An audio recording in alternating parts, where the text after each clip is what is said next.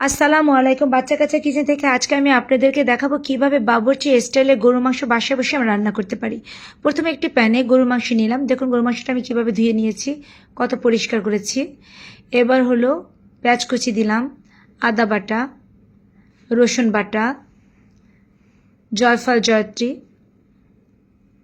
ধনিয়া গুঁড়া, বাদাম বাটা, এটা আমি কাঠবাদাম নিয়েছি, গরম মশলা গুঁড়া, আস্ত গরম মশলা, দারচিনি, এলাচি, লবঙ্গ, গোলমরিচ, হলুদের গুঁড়া,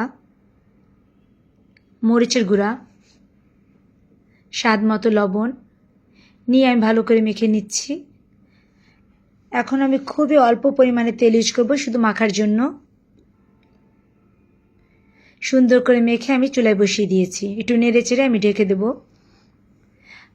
আমি এখন পানি দিব না, কারণ এখান থেকে অনেক পানি ছাড়বে।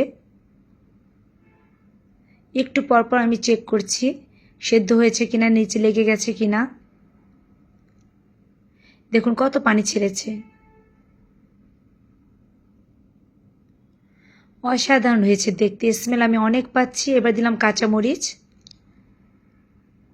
উঠানোর আগেই দেব আমি সরিষার তেল, দিয়ে আমি আবার ভালো করে নেড়েচেড়ে দিচ্ছি। এমনভাবে রান্না করব দেখুন যেন হাড় থেকে মজ্জাটা বেরিয়ে না যায়। এবার দিলাম আমি জিরে গুঁড়ো। কি সুন্দর হয়েছে। একটু পাতলা থাকতে আমি উঠাবো, কারণ যখন উঠাবো ঝোলটা ঠিক হয়ে যাবে।